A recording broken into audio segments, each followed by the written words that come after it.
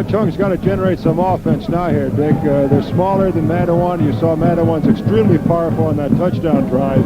Watchung Hills is going to have to score and score often in this game because I think it's going to be typical of the whole game. They've got the power of Matawan's blocking, the power of their backs. It's going to be just trying to grind it out.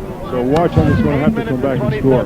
Ricky Butler will be kicking off for Matawan. Weber 37 yards and 10 carries. A 17-play drive, Buzz. That's really control football. Bob? Oh, they only threw the ball once on that screen pass, and the other times they're just going up the middle. And when they Watchung's playing a 6-man line, and then if they're trying to get containment. Once they get that outside block, they just get outside. Their Matawan is very strong.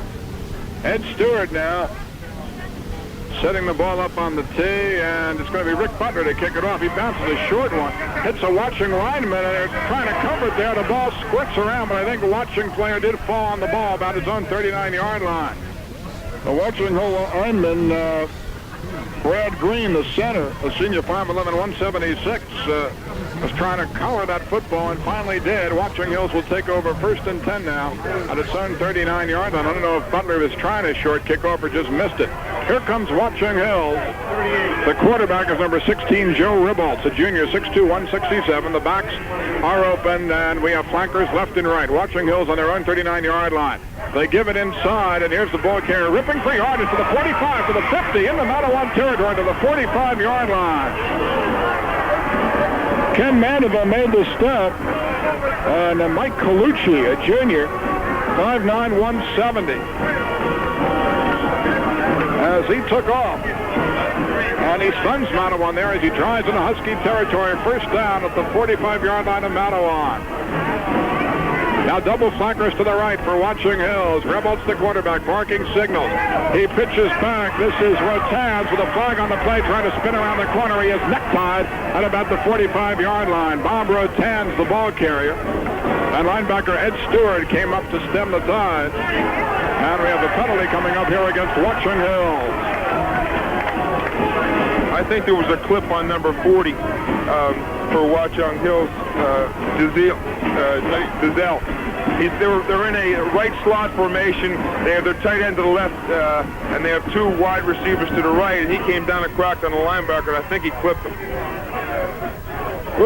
They have number 33 in the ball game, Colucci. I'm going to hunch that it's Tim Aldrich. We're going to call that Tim Aldrich and Bob Rotans.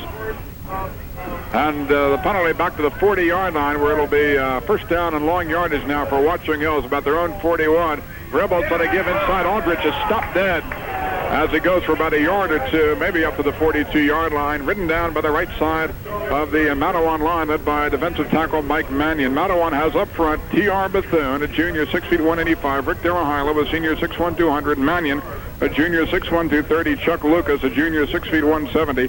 Keith Robinson, Tom Watson are the middle guards. Ed Stewart, Vinny Migliori, the linebackers. Ken Mandeville, Rick Butler at the corners. Bill McCord, the safety. 2nd and long for Watchung Hills. They flank 2 receivers out wide to the right. One of them is Walt Conaway. The other is Palumbo, the split end. The quarterback Rebels back to pass under a blitz, and he is thrown down back at the 30-yard line.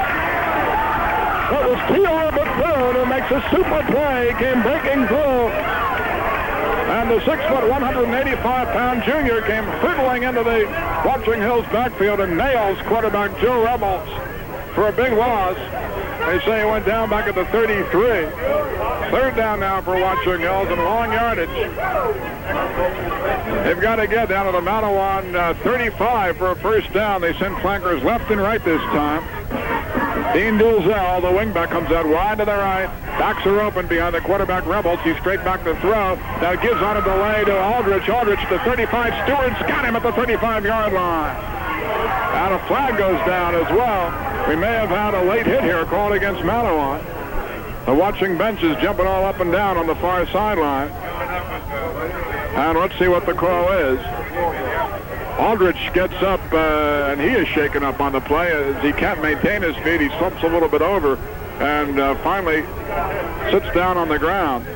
Still no indication as to the penalty. They have not moved the football from the Watchung 36-yard line. Aldrich, the ball carrier,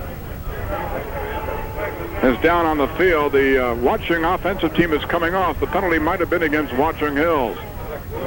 in the ball game is the punter, Tom Palumbo. So I guess it was against Watchung, and Matawan will get the ball back here with 55 seconds remaining in the first quarter. No score, and Aldrich comes out of the ball game, being helped off to the far sideline. Tom Palumbo, 5'11" senior.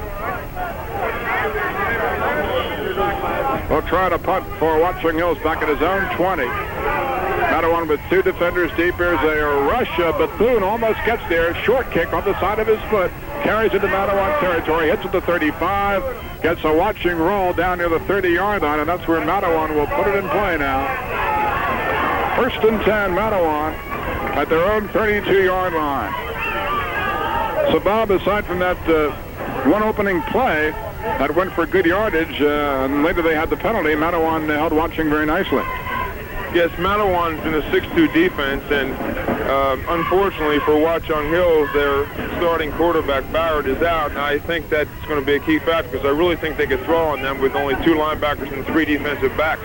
On the 32, Gary Weber blasting his way ahead to about the 37-yard line. The Baby Bull turns out 5 more tough yards. Dean Geibel and middle guard Roger Barr combine on the stop for Watchung Hills. Weber gets it out to the 37-yard line. Matawan is leading here 6-0.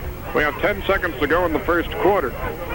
Gary Weber with a 1-yard run on 4th down with 3:33 to go in the period. He only scored the ball game thus far, and this should be the end of the period. 2-1, and that's it. That is the end of the first quarter with the score. Matawan 6 and Watchung Hills nothing, and we'll be back in a moment.